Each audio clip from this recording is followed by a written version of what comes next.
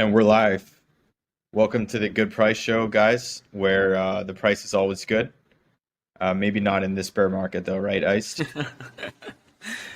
Yeah, no, it's supposed to be good, but this time around, it's not so good. Ever since we started this, we've been down only, so pretty good timing. It is what it is. Yeah, we've been on a 3-4 week hiatus. Um, it's been it's been a rough 4 weeks probably for a lot of people in the NFT space and the crypto space in general. A lot of traveling, a lot of events, NFT NYC, and I know there was like a couple events that I think a hacker house in Austin. There was one in Austin, then London, then Barcelona. Yeah, so that's a lot, bro. That's a lot. The heck? They just week after week, like Oh, it's nonstop. week after week. Solana's worldwide, baby. We got hacker houses in Tokyo, Paris, South Korea, wherever you want, man. That's fire. All the major cities love it.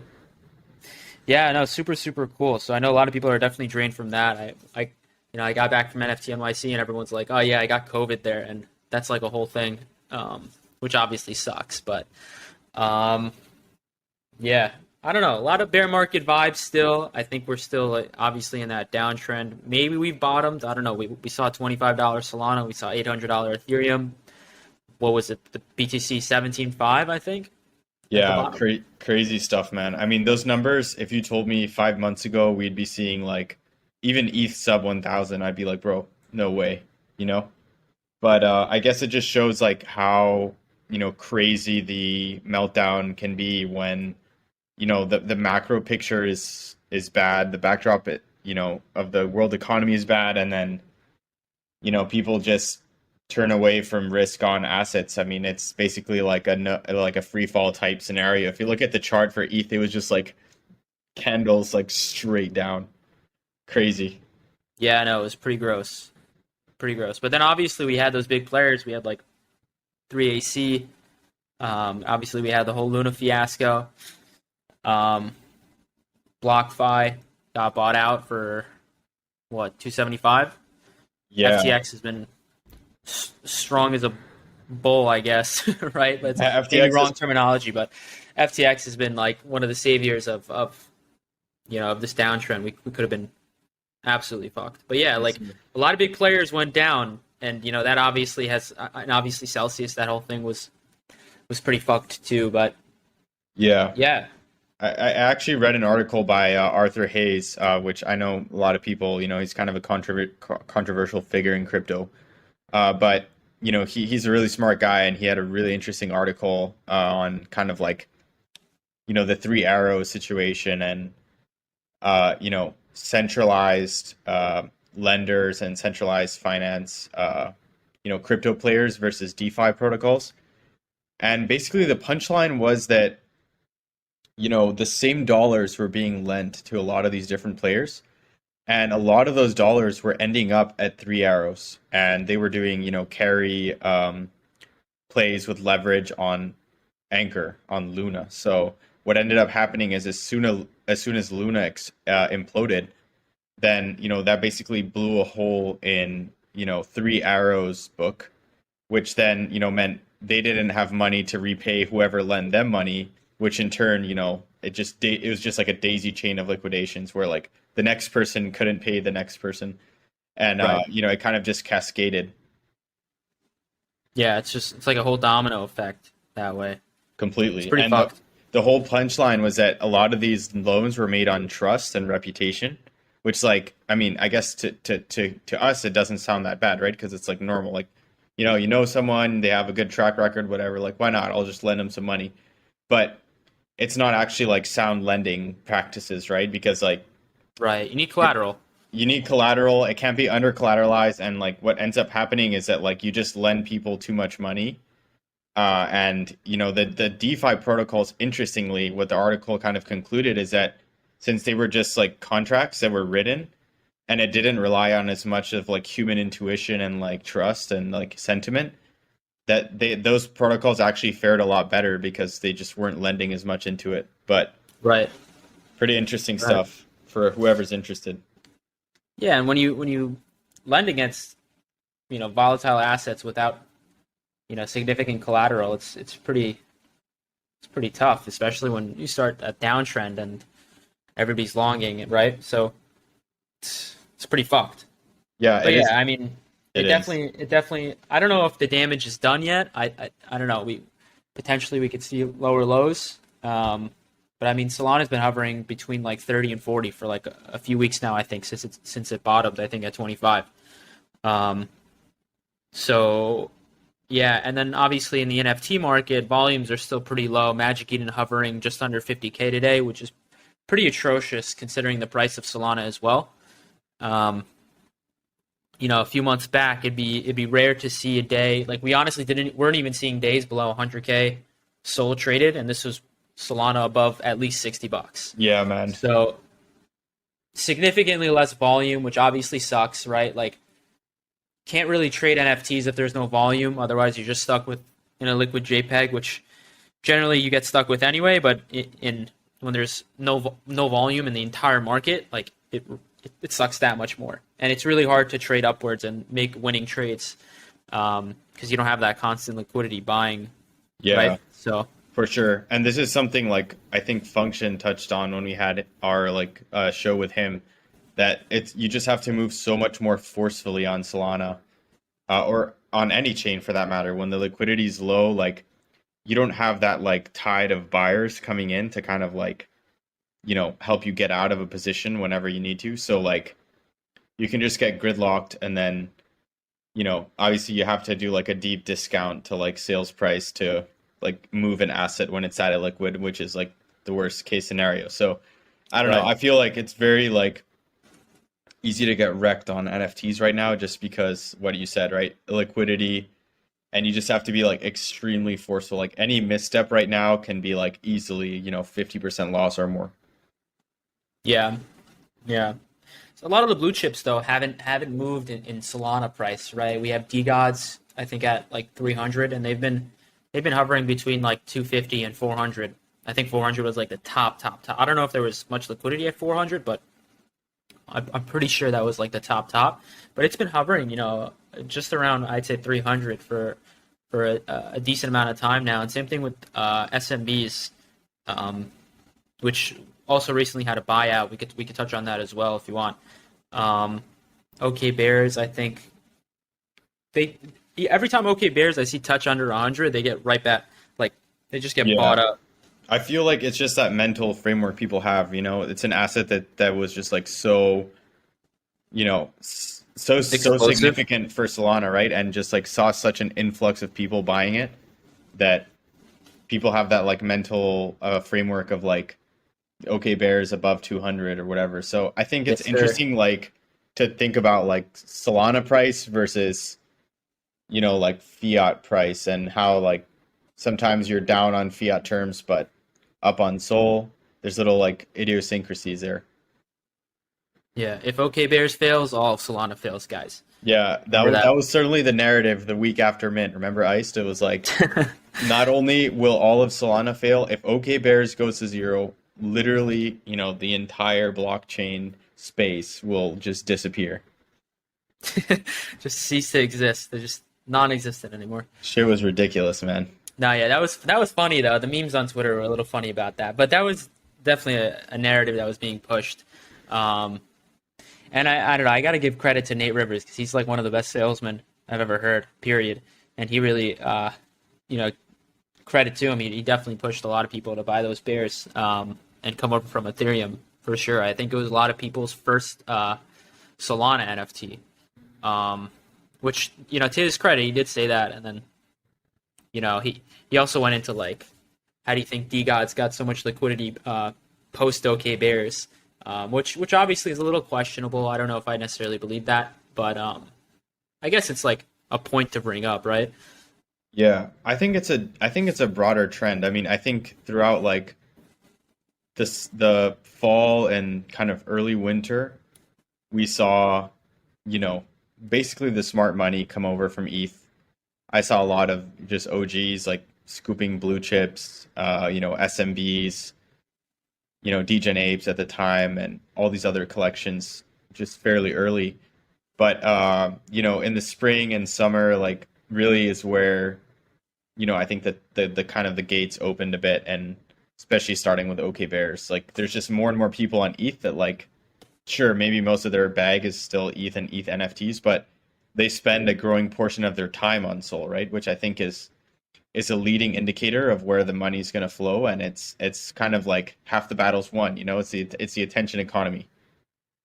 Right, and Solana has pulled away from pretty much every other layer one, obviously besides Ethereum in terms of like NFT volume, right? Like Cardano has no chance. Luna obviously imploded. AVAX, there's a little bit of something there. BNB, there was never really a pop for NFTs. And Yeah. Solana is the only one really that can rival Ethereum in terms of like transactions per day, in terms of daily active wallets, even in terms of volume on some days. So it's weird that a lot of people ignore those signs. Like, I don't know how you could, see all these bullish sentiments and be like, yeah, like Solana will never be like Ethereum. Oh, the writing's on the wall, man. It has been for a while now. I mean, I think if you look at like stuff like, monthly unique users, Sol is doing, 18 to 20 million, unique users every 30 days. Like, okay, I probably can see, a portion of those being bots or whatever, but imagine, say, like in an extremely conservative case, like 30% of them are bots. That's still like 15 million people or whatever.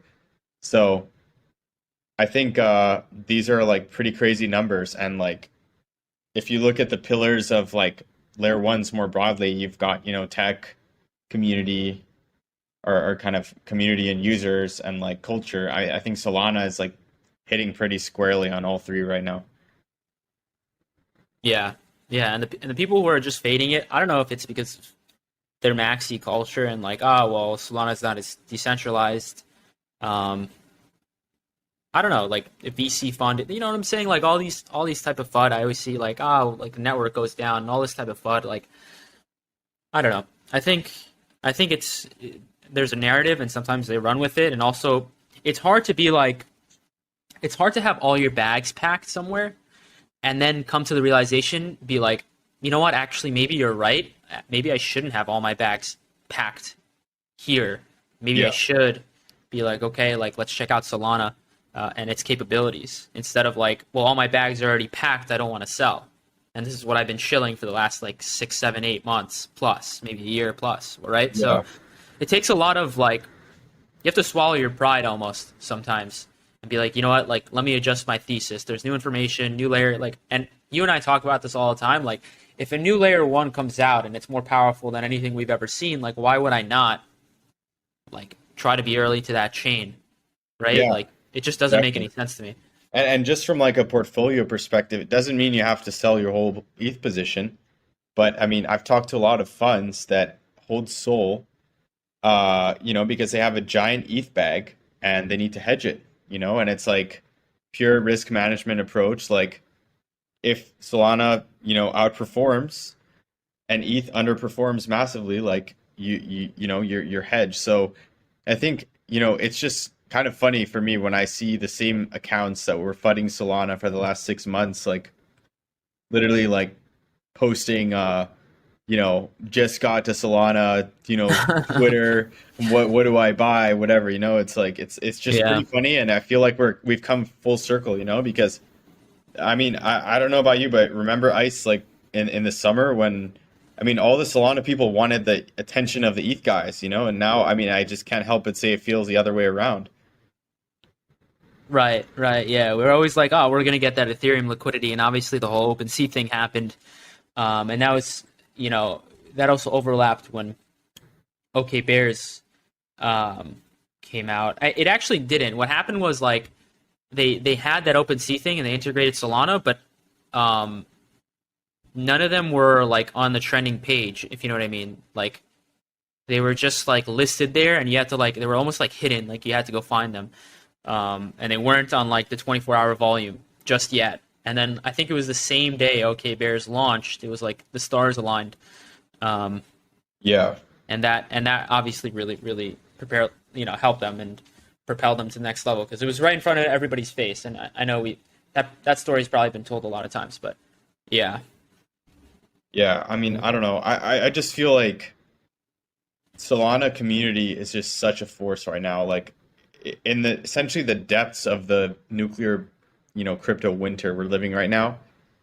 Solana Twitter is like, I mean, I don't want to say it's like more active than ever because it's, probably a little, I mean, it's died down for sure, but Yeah, there's the just peak so was many the new peak had that users, been in November. right? There's so many more users that it's like, even if this is like a low point in the market, there's just so much new blood and energy coming into the market that it's like, it's just a force, man. Like you just go on there and you see the engagement. It's just crazy. Like I mean, if there's one thing I've learned in my life, is to never fade like culture and just adoption and eyeballs, right? Like Instagram was a massive platform, and then it was acquired, and everyone was like, oh, Facebook overpaid for it.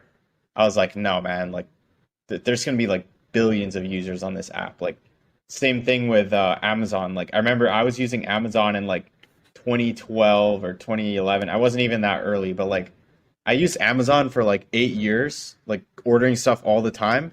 And then it became one of the largest companies in the world. It's like, dude, surprise, surprise. Like there's like millions of people that are also like ordering shit all the time. So I think it's just one of those things that just like in the back of your head, like if something's dominating attention and just Discord and everything, like it's something that you can't ignore. Yeah, you gotta pay attention to it. It's not something you can just like scruff over, be like, ah, yeah, I'll figure it out later. If something's getting attention now, you should check it out now and be like, you know what, like if I'm gonna be early, like be early. Don't wait till like next week, next month, next year. Got to check it out now, pretty much. Yeah, and I think it speaks to like the importance of getting out of your little bubble as well, right? Because I mean, so we're definitely guilty of this as well, man. We're like, obviously predominantly focused on Solana, interact with Solana, builders and investors, but same thing happens on ETH, right? And these guys, like, you can tell a lot of them come from like echo chambers where they're throwing around the same arguments they get from like Bankless or whatever, like ETH Maxi is just like peddling stuff to them, and they're just like, oh no, it's a VC vapor chain, like completely centralized, goes down all the time, like the just bog standard arguments you hear. But then you talk to them and like you hit them with the facts, and they just like they're like so taken off guard because this is like not what they're hearing at all, right? They're just not informed on it. And it's not really their fault. I mean, they haven't really taken the time, but more than anything, I think they're getting their information from people who just have like giant ETH bags. Yeah, there's a narrative, and sometimes like we were speaking about this before, and the narrative is so important, right? Like sometimes it's even more important than the product or whatever. And this is also how I think like meme coins have so much market presence and social presence, because there's a narrative that they push. So many people buy into it, right? Like, how do you think Doge or Shiba got into multi-billion-dollar market caps? Like, that's no joke, right? Like, and Shiba specifically has built like very minimal things, right? They have a couple NFTs. They have, I don't know, some metaverse they promised, some decks, very minimal things, like, and the narrative that was pushed, and it was also an early coin, an early ERC20 coin in the beginning of the bull run, the most recent one, and it just became so popular, right? Their engagement was so poppin'. They're pretty much like Doge was obviously the original meme coin, and then obviously Shiba came afterwards, but they marketed themselves as a Doge killer, right? Right. And that was pretty smart. For sure, right? Like, and there was also a narrative for Solana being like the Ethereum killer, but it's not the Ethereum killer, right? But the narrative is what was important, and that's how so many people bought into it. You have to make people believe of the narrative, and I can't believe I'm saying this, but credit to Cardano, because there's so many people who love Cardano, and then they fall in love with staking, bro. I swear that it's like some next generation technology. I always see they're like, bro, you have to stake, you have to buy Cardano, and then you have to stake it. They pay you to hold it. I swear, it's like a Oh, bro, crazy, I mean, crazy phenomenon for them. I it's always see this on Twitter, and even people like, even like some of my normie friends, or like, I don't know, like an Uber driver, or like my barber, or like whoever, right? They're like, yeah, Cardano, I stake it, I get like, I don't know, whatever they offer, 6, 10%, I don't care, right? But that's like a whole like crazy phenomenon for them. They're like, this is out of this world.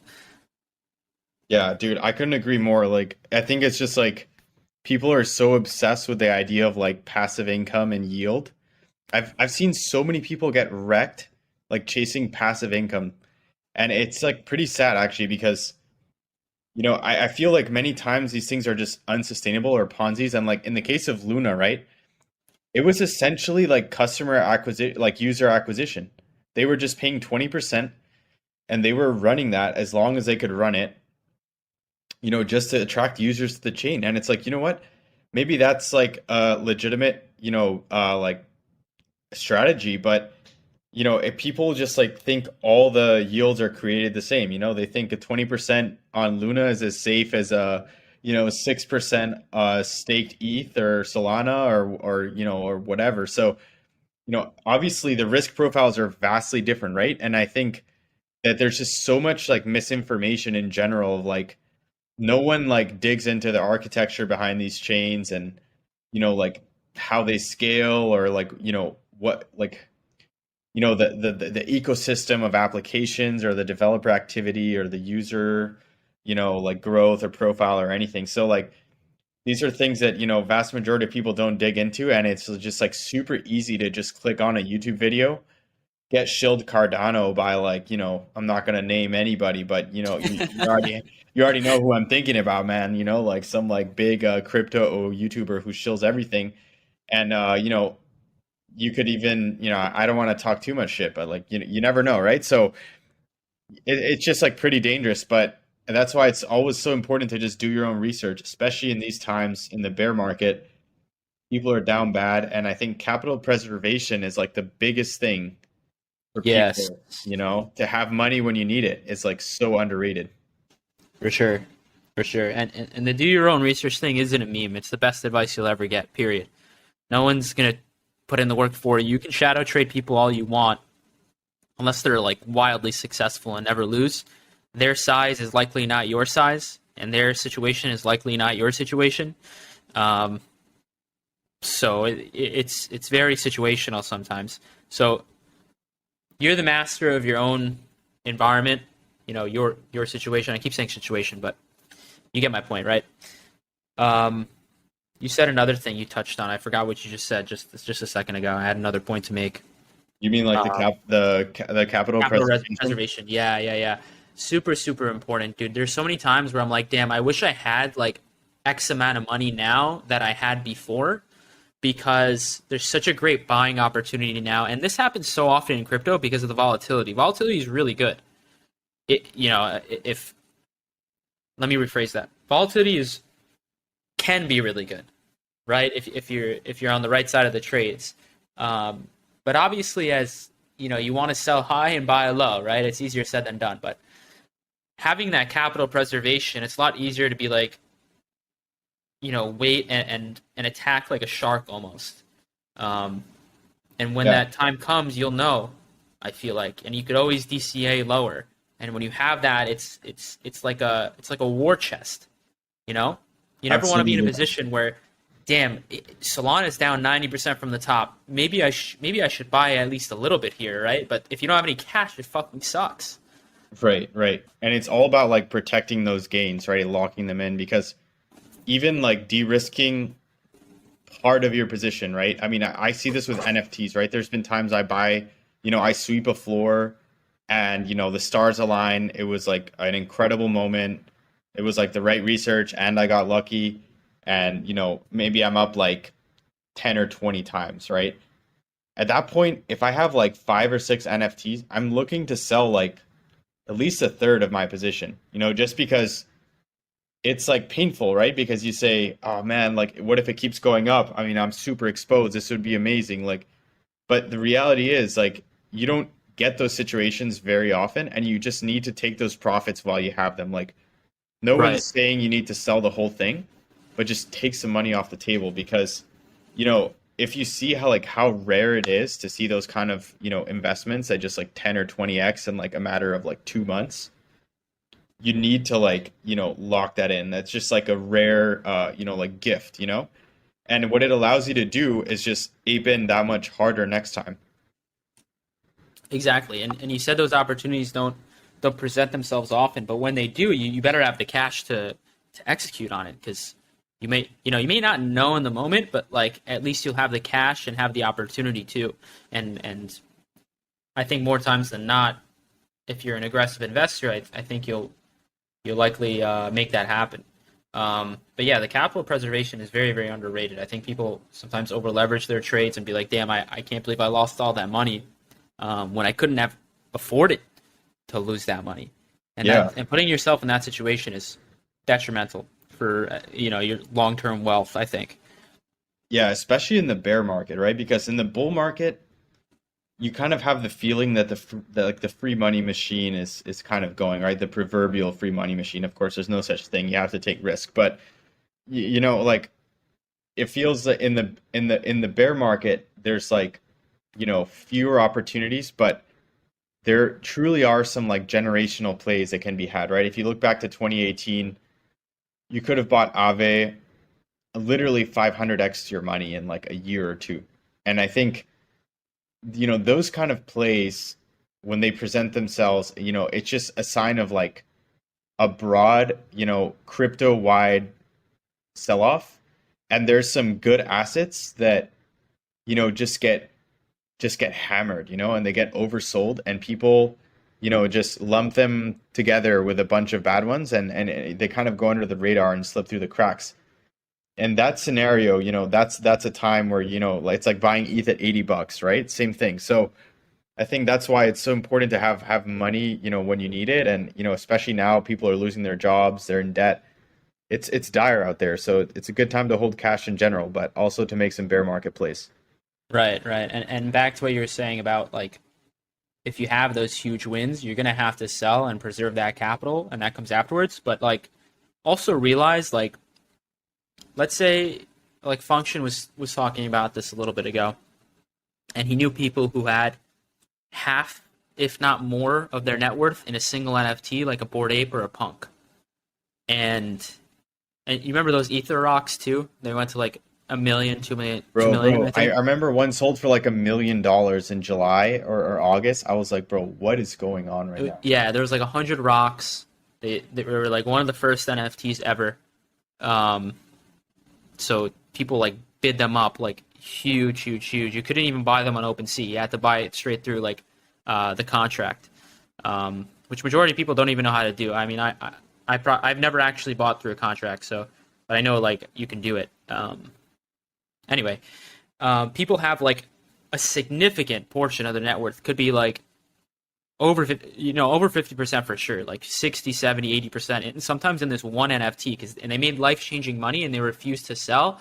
And like that's like if you have like more than like 20% of your net worth in a single NFT collection, you should at least sell like some of them, right? Like you have to take money off the table because your entire net worth relies so heavily on that. And although you may be bullish on it or you think it's going to keep going up, if you have more than one, you must sell it. And if you only have one, you just have to sell it. Like you just have to and wait for a separate opportunity to arise, in my opinion.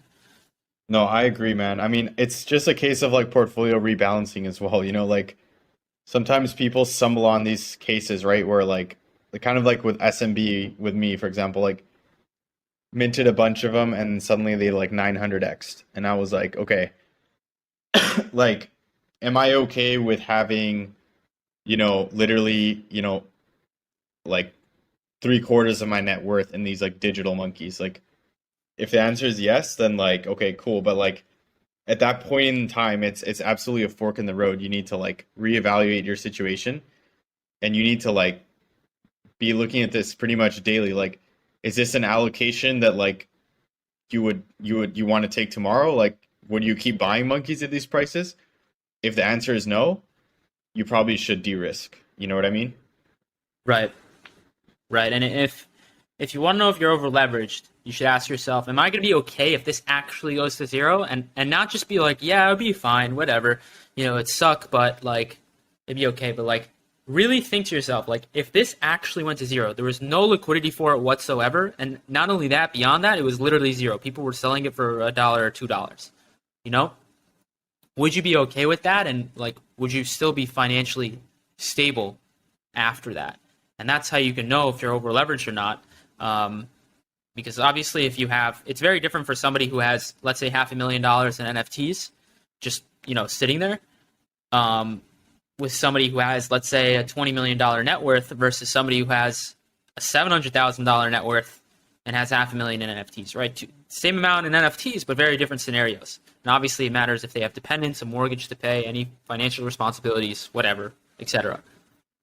Yeah, no, completely agree. I mean, in crypto, you just never know. Like, I mean, I've talked to some people, and it's like this dude could have 10,000 Bitcoin, and I would have no You idea. just don't never know. That's why, like, you always got to keep a low profile. Like, there's always a bigger fish in the pond, and yeah, Dude, it's you'll get it's pretty humbled crazy for sure. And crypto is the only place where you'll feel rich and poor at the same time.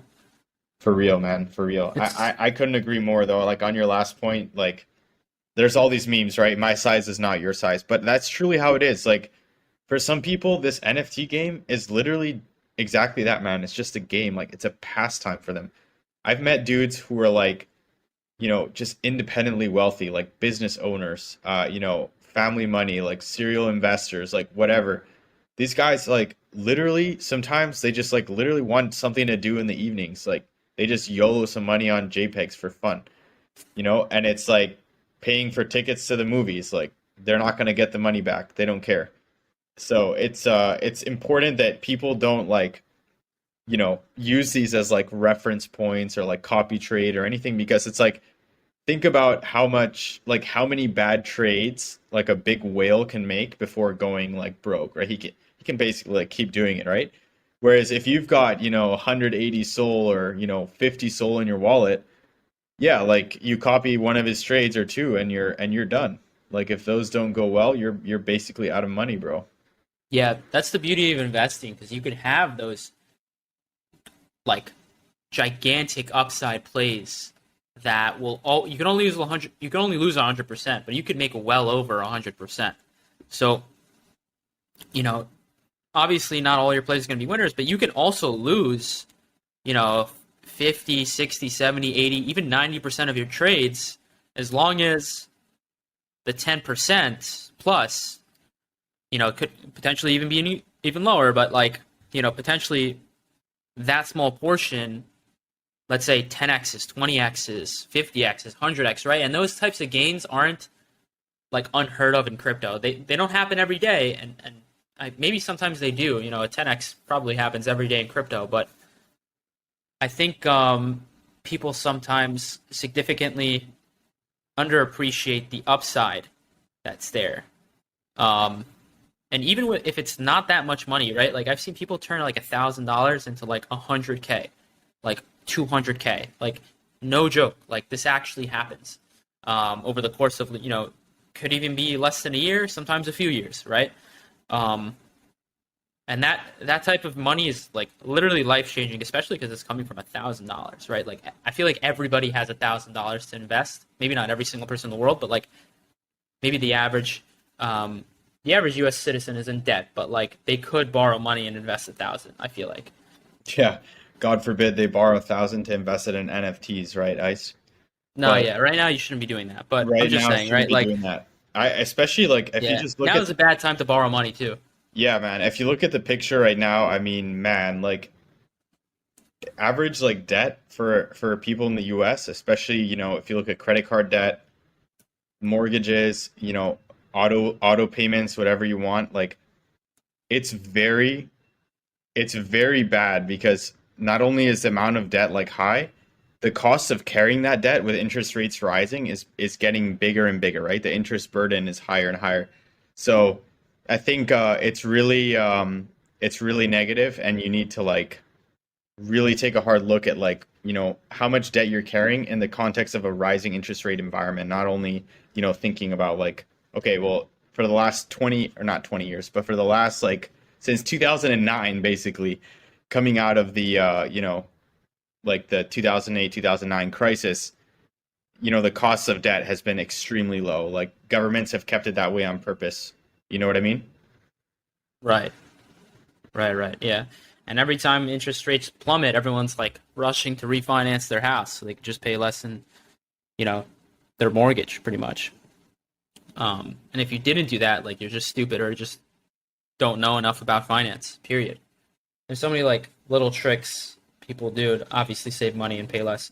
And even if you have like huge credit card debt, and instead of, if you can't pay it, instead of getting it sent to like collections, you can either settle it or have somebody like a separate creditor settle it for you and pay them a significantly less in interest. Like they just buy your debt from you, from whoever you owe your debt to. So there's a lot of like workarounds, I feel like. And sometimes people can feel trapped, but there's always like low-key a way out. The U.S. government is like, I don't know. I feel like it's just this big whole Ponzi. It really is, man. I mean, it's kind of sad because there's just a lot of financial literacy, and I don't know how much of it's like intentional. I mean, I don't want to get into conspiracy theories, but like, if everyone was financially literate, no one would carry a balance on their credit card, right? And everyone would pay it off after 30 days, and yeah, you pay in full. That's what I do. They pay in full, right? And they never carry a 25% APY or 35 or whatever it is now. So like, it's just predatory lending to a general population, and I don't know. It's just kind of like depressing. But ultimately, crypto and DeFi is a way to bring in the unbanked and bring in people that a lot of people that don't even have access to proper like finances, like say their credit is wrecked, or they're in an area where there's just not even like a good like advisor in their area, or they don't know anybody who's at a bank who can help them or anything like that, but they have a computer, they can they have access to crypto. And this is something that right. Genuinely, like among certain demographics in the United States that are like historically less banked, crypto adoption can be huge. Exactly. And like you were saying, for those countries who are less fortunate and can't rely on their governments, I just saw like Venezuela just had their, I saw like a chart in inflation charts, and I think Venezuela's native currency is up like 170% in inflation or something like that. And it was like, I think, one of the world's leaders. So if you can't rely on your government's currency, you always have crypto, and that's something that's super, super powerful, especially for any third world country or any country that has, a failing government. Yeah, it's you can still empower yourself. When you see countries like you said that have like essentially super weak currency and like failed government, like I don't know, Venezuela is a classic case, but also like countries like Turkey where the lira has been like extremely weak. I was just in Istanbul like last week. All the prices were literally in euros. They're like, we don't even want our own currency, bro. If you got euros, like that's what we want. So yeah, crazy. But then that leads to like massive crypto adoption in those places as well, right? Because I mean, absolutely. People in Venezuela, in a lot of ways, man, they've been on the Bitcoin train for much longer than vast majority of places out of necessity. Yeah, and how are they supposed to use a layer 1 like Ethereum? You think people in Venezuela are going to pay $30 gas, even $10 gas for them to pay from one transaction, just send from a wallet to wallet just to move shit? Like, no, like that doesn't scale. Like most people in the world are poor. Like 95% of people in the world are, I would suggest, poor. For sure, man. Especially by like Western standard. That's a thing that also annoys me a little bit. Some people are like, "What do you mean you don't have $1,500 for this?" I'm like, dude, you probably live in a U.S. metro area where like, average income is like high for the United States, which is already like the top of the world. So right. Now imagine you're in a third world country where like, people just don't have like $1,000 of disposable income, man. That could be like 2 or 3 or 4 or 5 years savings. Like it's crazy sometimes the stuff people just throw around, assuming like, oh, what do you mean you don't have $150 for gas? I'm like, dude, that could be like someone's Yeah, bro. monthly, Fucking that could be yeah. someone's monthly wages. Like, I'm not even kidding when I say that. I know it's difficult for some people to understand, but like, if you've been to a country like Malawi, like, it's literally one of the poorest countries in the world. People will literally make like $1 a day. Yeah. And that's also why like even the internet, right? Access to internet connection is so valuable now. And I think like I don't know, I think maybe 25% of the world doesn't lives without electricity, period. Which is also I think a crazy stat. Don't quote me on that, but I'm like 90% sure of that. Um, so sometimes it's humbling to just think about like the position that we're in, and the people that you interact with, and sometimes like you recognize that you live in a bubble, right? And nobody has it as easy as some of us, and our easy doesn't mean it's somebody else's easy, if that makes sense.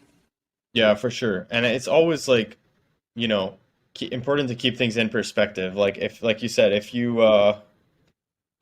have a comfy chair and you can sit in your, office all day and like look at crypto and talk to people on the internet and, make a living that way, that, that's better than 99% of people, So gotta always count your blessings, and it's important to never lose perspective, especially in the bear market. I feel like a lot of people are getting these lessons kind of beaten into them, and it's brutal out there, man. Don't get me wrong, but it's also Yeah. important to like take these lessons as they come, and make a note of them.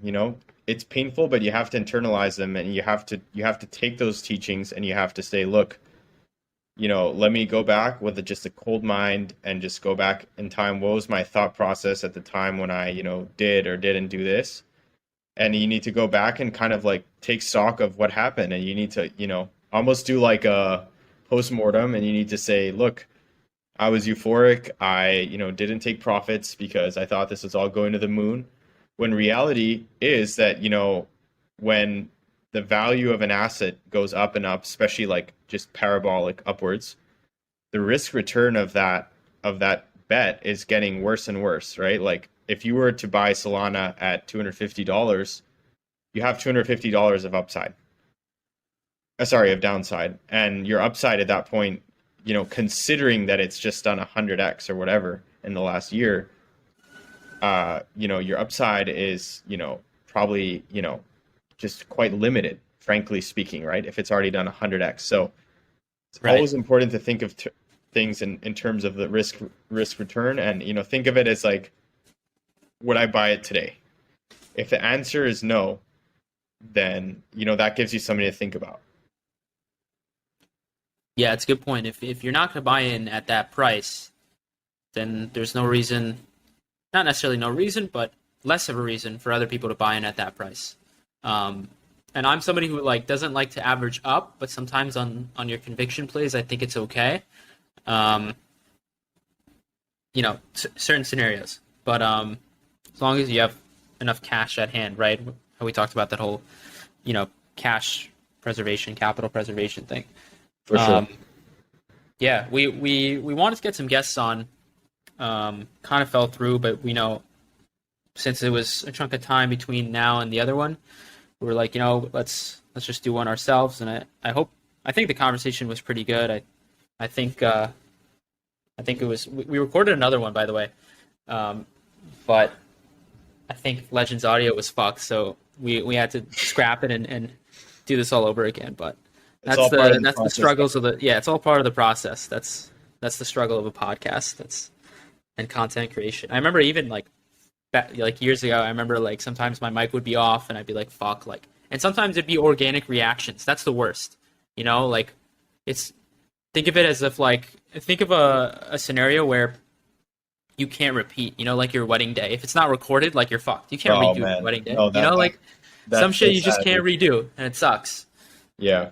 No, it really be like that sometimes. I mean, I think the biggest thing is just like trying to be, disciplined, and we're back on track, and excited to like resume our, normal schedule and crank these out more regularly. We've got a pretty stacked list of guests coming up. And yeah, just excited to like take a different angle. This is not your typical like VC podcasts where we just like, Shill bags, really. shill bags or, shill our latest fund. But it's more just about, taking a ground level approach to, just different takes on investing and, ecosystem ground level events and news, focus on Solana, but crypto overall. Yeah, also a lot of broad things as well. Yeah, if you guys have any suggestions of who you'd want on the show, who would be interesting, let us know in the comments. Feel free. Hopefully, we'll be obviously on YouTube, hopefully SoundCloud, Spotify, Apple Podcasts. If you're listening to this on YouTube, leave a like. We'd appreciate it a lot. Subscribe. Any other platform, which hopefully we'll be on, subscribe, follow, all that stuff. You heard the man. So let's close this one out, Ice. It's been a good talk, and we'll see you guys next time. Appreciate you guys. Bye.